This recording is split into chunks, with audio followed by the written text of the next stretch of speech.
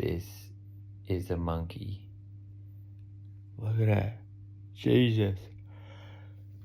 He watches over me. He is safe. He is secure. He is an ape. Oh, learning to surrender to the art of doing sweet fuck all. The ancient art, the ancient practice.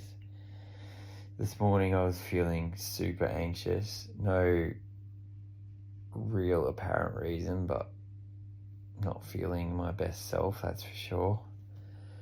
Stressed about things in my day, and then I was like, the usual me would just keep going through my day and those stresses, and I was like, yeah, I'm just gonna eliminate them from my life. How can I invite more joy into my world? So I did that. I cancelled the things that I supposedly had to do and went about my day, and I had an amazing day of having no plans, no where to be, nothing to achieve, and it felt nice just surrendering to the flow of life. Went for a walk in the morning, caught up with a mate spontaneously, went for coffee with him, went for coffee with my other mate Brad, who's staying with me. Yeah, I think it's about trying to surrender to the flow of life and actually being content with doing nothing, not having to constantly do, constantly be, constantly move, just being present with yourself and the world. And yeah, it was quite freeing to just be in the moment and go like, oh, okay, I feel like I want to do this thing, and doing that, and then I think I'll do this, and then doing that for a bit, and just reorganising my house and just shifting things around. And it's good to just be like, it's like that's what I want to do in this moment. I don't have to do this. The jobs list isn't there in front of me with the never-ending 1,000 things I supposedly need to achieve, and just being content with doing nothing, like feeling the emotions too. Like, there was a lot of guilt around cancelling the appointments this morning, so it was like, okay, why do I feel guilty and feeling into that? And it's like, well, I haven't done anything wrong or hurt anyone. It's like I've just changed my plans. So just listening to that, and I get like this pull to the material world and buying things, and it's this strong urge that like, it's like, oh, I need this thing, and acknowledging that and going, where does that come from? Like, that's not healthy. It's coming from a place of scarcity, and it's like a habit I've built, and I'm in this position where I'm like, such abundance that I almost like, I think when you're in that, you want less, it's like, why do I need like 400 different shirts, and why do I need all this stuff? Like, I'm a minimalistic person. I start to feel a sense of overwhelm when it's like the material world's starting to come in on me a bit, and it's even my office space here and bedroom, and feeling quite cluttered in that, and just wanting more space to be able to spread out, like, yeah, I feel a sense of wanting to just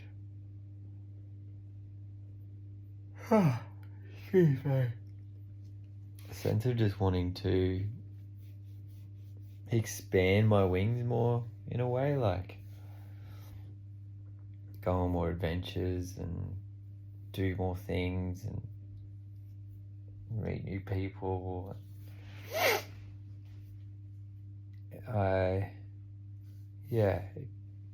do I feel that way? It's like I've been in this place of like nurturing the feminine state for a bit, where it's like, I feel now I'm in the masculine more, and like just in that, and it's like empowering. I want to get out and just do things and be and experience stuff, and I think every little piece of every little thing that you have in your mind that is somewhat a part of you, material things, every little one of those takes up a portion of your mind. And I think the more and more we have, the more it is consuming energy and bandwidth that you could be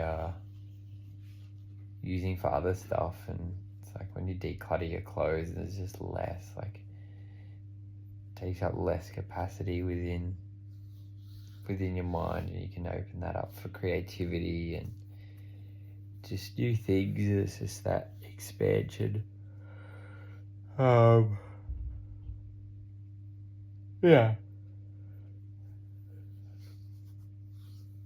Looking to turn my house into a more inviting place that I can have people over and we can have dinner and so forth. And at the moment it's quite small. It's been very like conducive for myself, and has helped me on my journey, having my own place. And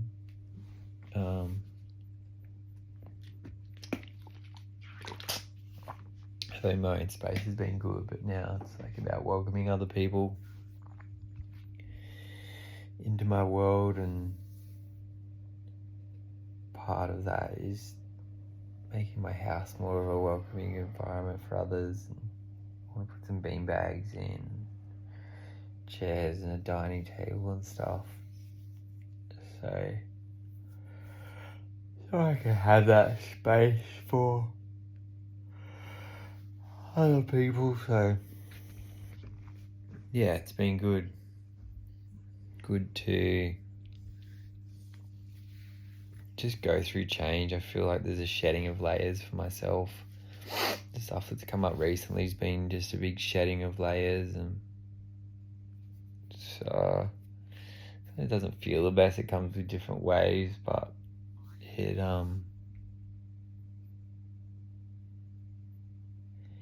it's part of the process.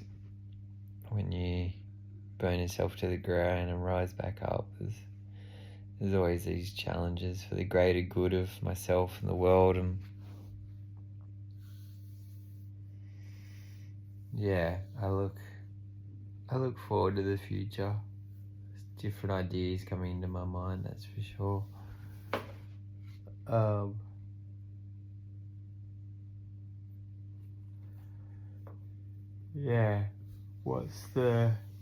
What's front of mind for me, I think,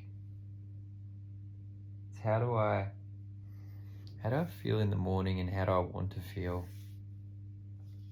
I think at the moment I feel a bit uneasy, stressed, anxious, not entirely excited for my day. Like, how do I shift that? What do I need to do in my world to create that change? And it's like whatever you put your mind to, you can create within yourself. You can do anything you want, anything you like, anything you desire. You can feel however you want to feel. It starts with the internal state, and then how can you manifest that into your environment, your world. I think that's a great point, that you need to work on your internal state something that's been highlighted for me is my mental fitness. Physical fitness, but my mental fitness is somewhat lacking in a way, so it's like, how do I work on that to create this beautiful internal state that can reflect my outer world? That's where the growth lies for me at the moment. It's that, and acknowledging what happens in my world, and to catch the thoughts and feelings that I don't wish to have in my world, and working through them and acknowledging them.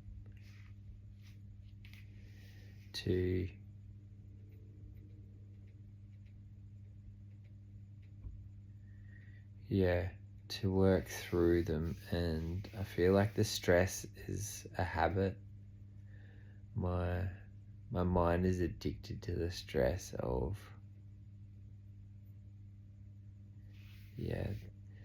there's not really anything majorly happening in my world that's threatening my safety, but my mind and nervous system is really heightened a lot of the time. So it's like, how do I create safety within self, and how do I work through that in order to nurture my mind so that I can be in this beautiful place that is conducive for me, and not living in the fight or flight all the whole time. Like, my life is pretty amazing. How do I can create hell in my mind, but I could also create heaven. It's like, where do I want to live? The messages are there. The external world, there's nothing to worry about, but my internal state is what it is, struggling to accept it. It's the stories, it's the patterns, it's the old self, and that self being challenged and letting go of that and moving forward and being expansive and trying to create the best version of me, which is something that challenges the ego. The ego is not liking the shifts. What even is the definition of the ego? What is the ego? That's a good one for Siri. Siri, what is the ego? Define it. The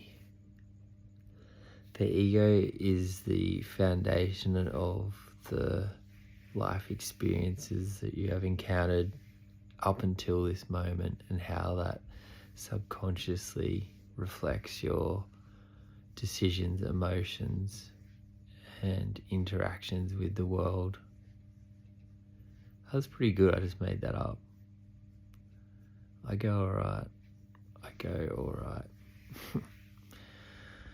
Oh, I'm so grateful for me, grateful for the world, grateful for presence, grateful for clarity, uncertainty, peace, grateful for redemption.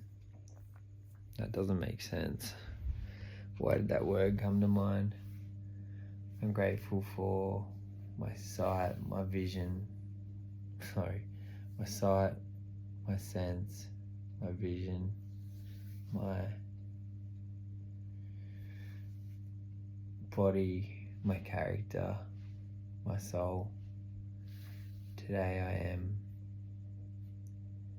feeling in tune, surrendering to the flow of life, and it feels good to be alive on this journey. Make the most of your time. Tonight we sleep, tomorrow we wake up harder, better, faster, stronger.